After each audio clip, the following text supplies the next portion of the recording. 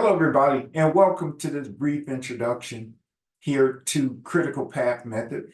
Now, I am Elvis Townsend, owner of DNet Investment Incorporation. Okay, I have a PMP certification and have been since 2006, and these are my other certifications that I hold, as well as my background information. These are the badges for the certifications that I also hold. So, with that being said, let's get into our brief introductions here of the Critical Path Method. Now, as part of planning for scheduling and predictive projects, the critical path method is the most common schedule management method used in predictive or traditional projects approaches.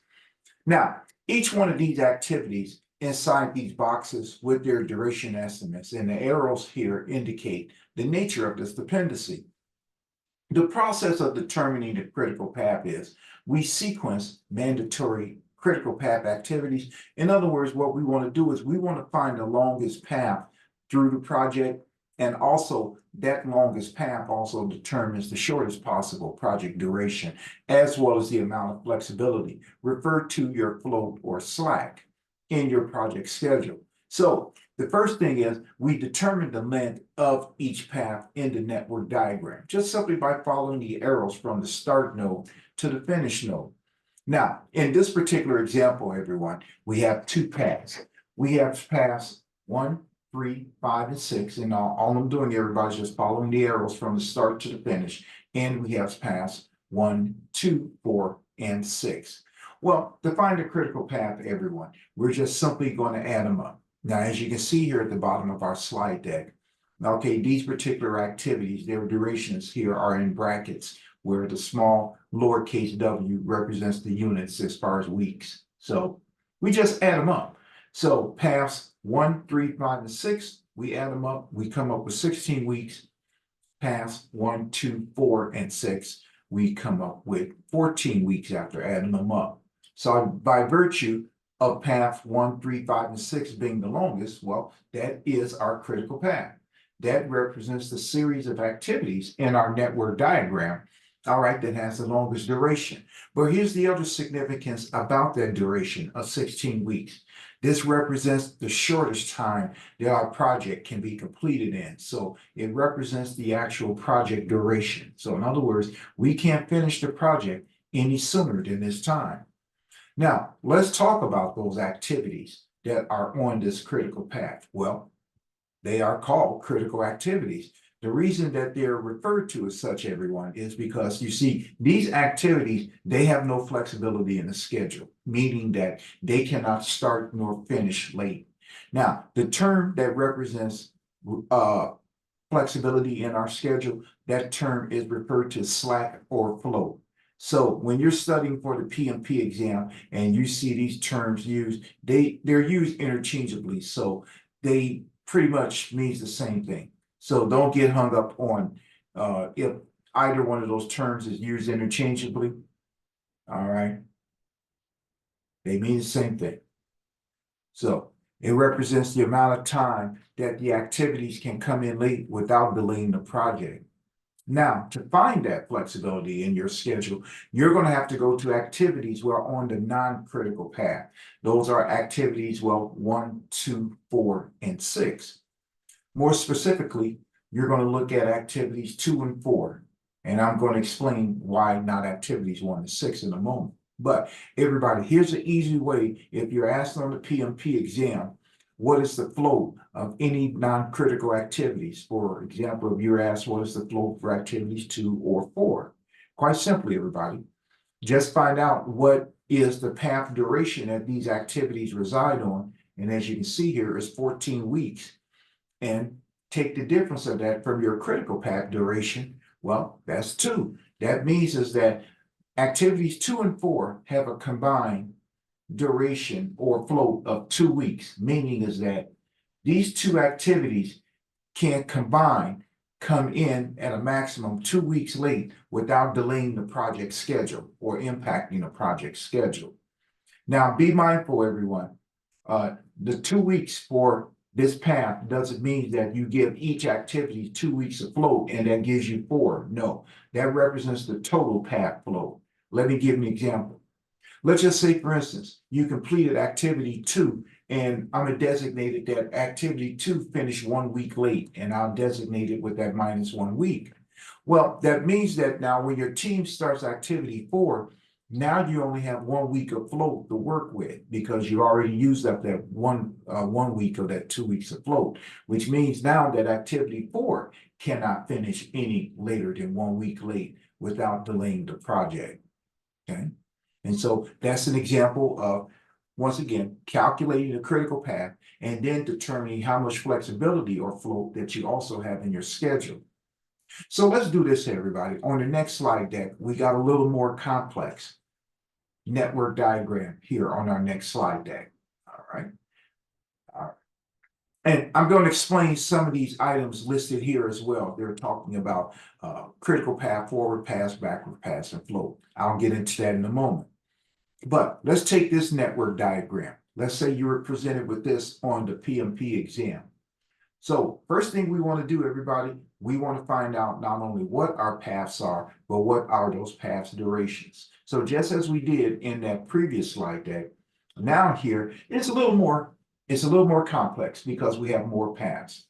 So to find out your paths, just once again, follow the arrows of your paths. So we have paths A, C, and F. All right, we're going to mark that here. ACF, excuse my penmanship, everyone. We got paths A, D, and F. All right, and all I'm doing is following the flow of the arrows, everyone. We also have paths A, D, and E. And we have paths B and F. Or B and E, I apologize. I said B and F, I meant B and E. Now, the next thing we want to do, if on the PMP exam, they're asking you either questions, what is the project duration or what is the critical path? Just simply add them up. And the longest one, well, is the project duration and also your critical path. So we add up paths A, C, and E. We got 3 and 2 and 3. And those numbers on the top, everyone, represents the activity durations. So we got, once again, we got 3, 2, and 3. So that gives us 8 for that path. Then pass ADF, well, we got 3 and 4 gives us 7. 3 gives us 10. So far, that is our longest path. We have pass A, D, and E. All right, so we got 3 and 4 gives us 7 and 4 gives us 11. Well, now that is our longest path. And then we have pass B and E. All right, so we got 4 and 4, that gives us 8. So by virtue of our explanation, path A, D, and E is the path that has the longest duration, and that represents our critical path, which also represents our minimum project duration. In other words, the project cannot finish any sooner than 11 units, okay? This diagram doesn't designate whether the units are in, days, weeks, or months, but so it is the longest one. All right. Now, that means that activities on the critical path, and I'm going to draw circles around the letters, activities alpha, delta, and echo. These activities have no flexibility in the schedule or referred to as our flow. In other words, everybody, what we mean by that is that these activities can neither start late nor finish late. All right. Meaning is that if either of those conditions occur with these 3 activities, the project will finish late. That's why it's called critical activities, because these are going to be the activities, project managers, that you're going to be monitoring closely throughout your project. Because if you see if any of those conditions are about to occur in terms of them starting late or finishing late, you're going to have to take a proactive approach, all right, to prevent that from happening. And it may require you to modify your project schedule as well. Okay. Now, once again, if you're asked on the PMP exam how much flexibility you do have in your schedule, In other words, the amount of time activities can come in late without impacting the project schedule, then you're going to have to look at your non-critical activities on the project. Now, in this demonstration, everybody, I'm going to place a check mark by non-critical activities. So, non-critical activities, well, are those activities that are not on the critical path. Excuse me, everyone. All right, let me find my pen here. There we go. All right, so we're going to place a check mark, activity C, activity F, and activities B. These are our non-critical activities. Now, everyone, if you're asked on the PMP exam, what is the flow for any of those activities? Quite simply, everyone, just find out what is the path duration that those activities in question are on, and just take that path duration from the difference of the critical path duration, and that's your flow. Okay, and I'm going to show you how, and then I'm going to further prove that theory. Okay, so first of all, if you're asked on the PMP exam, what is the flow for activity C? Well, C is on the path that has a duration of 8. So the difference of 8 and the critical path duration of 11, well, that's 3. I'm going to place the float in the lower middle of each activity. So it has a float of 3. So activity C, I apologize, activity C cannot finish any more than 3 units, once again, days, weeks, or months, all right, without delaying, without impacting the project schedule. Now, I'm going to come back to F for a moment, and I'm going to explain why I skipped F. But I'm going to go to activity B. If you're asked about activity B, well, B is on a path that has a duration of 8. So the difference of that and the critical path duration of 11, well, B has a float of 3 as well. So B cannot finish any more than 3 units, all right, without impacting the schedule. Now, this is the reason why I held off on F, everyone. You may notice that activity F, all right, is in common with 2 paths, ACF, ADF. So here's the rule of thumb for determining the float for an activity that has relationship with multiple paths. We're going to select the path that has the least amount of float, and we're going to apply that to F. Let me demonstrate. So if we were to use path ACF, notice that it has a float of duration of 8. And if we were applying that theory, subtract that from the critical path, F will have a float of 3. But also note, F is on path ADF, and that path has a duration of 10. So the difference of the path 10 and the critical path duration, well, that's 1. And that is going to be the amount of flow we're going to apply to activity F, since that's the path that has the least amount of flow.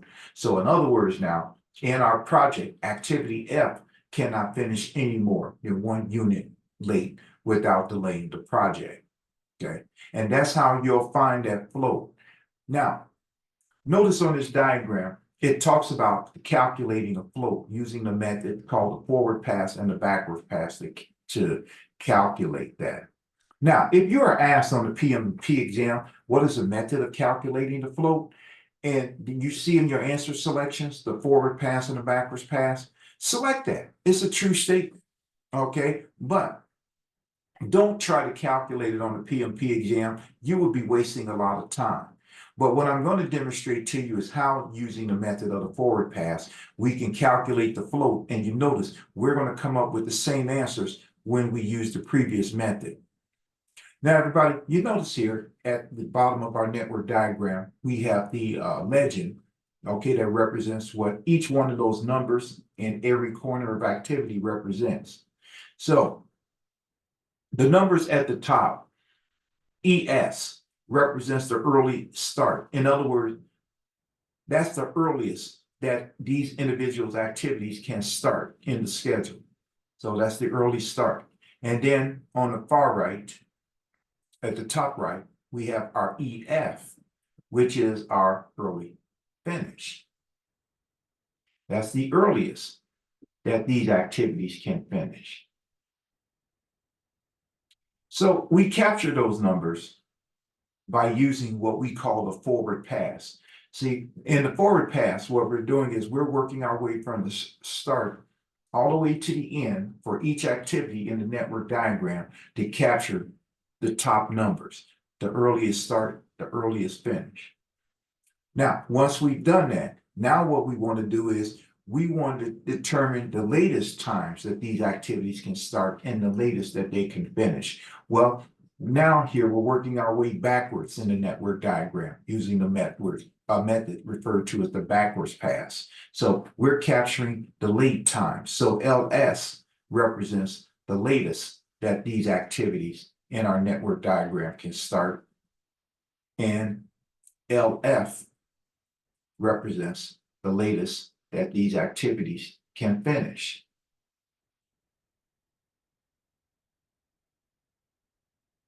Now, once we captured all four numbers for every activity, well, then we're able to calculate the float.